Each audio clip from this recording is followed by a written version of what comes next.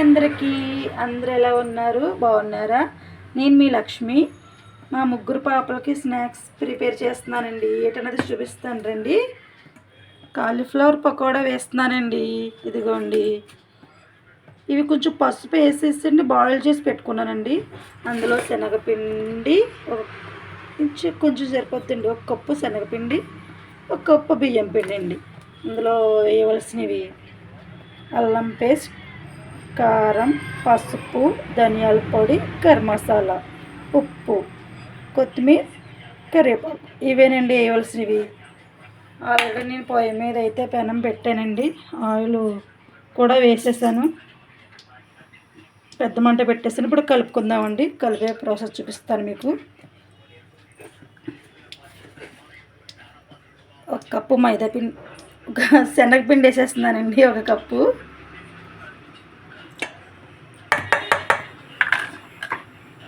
తర్వాత ఇంకో కప్పు బియ్యం పిండి అండి.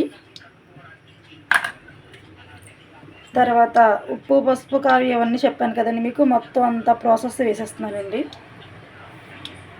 మొత్తం ఇలా నీటితో రుద్దేస్తే మొత్తం అయిపోతుందండి. అన్నీ వేసేసాను, ఒకసారి వేసేసాను. ఇది మొత్తం వేసేసాను. ఇప్పుడు వీటిని కలిపేసుకుందాము. వాటర్ అన్నది పడకపోవచ్చండి, ఎందుకంటే మనం ఆల్రెడీ బాయిల్ చేసుకున్నాం కదా. ఇందులోనే కొంచెం వాటర్ ఉంటుందండి. కాలీఫ్లవర్లోనే కొంచెం వాటర్ ఉంటుందండి. మనకి అవసరమైతే కొంచెం వేసుకుందాము. నేనైతే కొలతలుగా అన్నీ వేసేసానండి.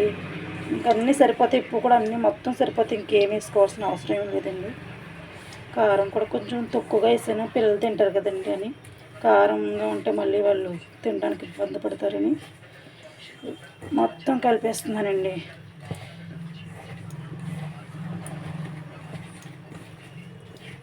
మా పాప అయితే వీడియో తీస్తుందండి. మా రెండో పాప చూస్తుంది పక్క నుండి. మూడో పాప ఏమో ఇంకో ఫోన్తో ఆడేస్తుందండి. ఇలాగే కలిపేసుకుంటే సరిపోతుంది. మొత్తం అంతా కలుపుకోవాలండి. ఇట్లా మొత్తం అంతా ఇలా కలిపేసుకుంటే మనకు ఆయిల్ కూడా విడుపుతుందండి. చాలా బాగుంటుందండి. పిల్లలు కూడా ఇష్టంగా బాగా తింటారు. మనం ఆల్రెడీ అల్లం పేస్ట్ అవన్నీ వేసాం కదా, టేస్టీగా ఉంటుంది. పిల్లలు కూడా ఇష్టంగా తింటారు. టమాటా సాస్ ఉంటే ఇంకా నంచుకుని తింటారండి.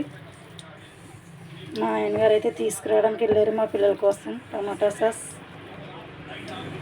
ఇదిగోండి, అంతే. నేనైతే వాటర్ అస్సలు వేయలేదండి. ఈ వాటరే సరిపోయింది. ఇదిగోండి, ఈ వాటర్ మొత్తం ఇలా అయిపోయిందండి. ఇలా వేసుకుంటే మనకి బాగా వస్తుంది, పొడి పొడిగా కూడా వస్తుంది. ఇది ఇప్పుడు నూనెలో వేసేసుకోవడం అండి. ఆయిల్ అయితే వీటెక్కిందండి. ఆయిల్ వీటెక్కింది. ఇలా ఈ సైజులో కొంచెం ఇలా తీసేసుకుని ఇలా వేసుకోవడం. అదిగోండి, ఆయిల్ అయితే వీటెక్కిందండి. 2-3 అలా పెట్టేసి వేసేసుకోవడమేనండి. ఆయిల్ మంచిగా వీటెక్కింది కదండి.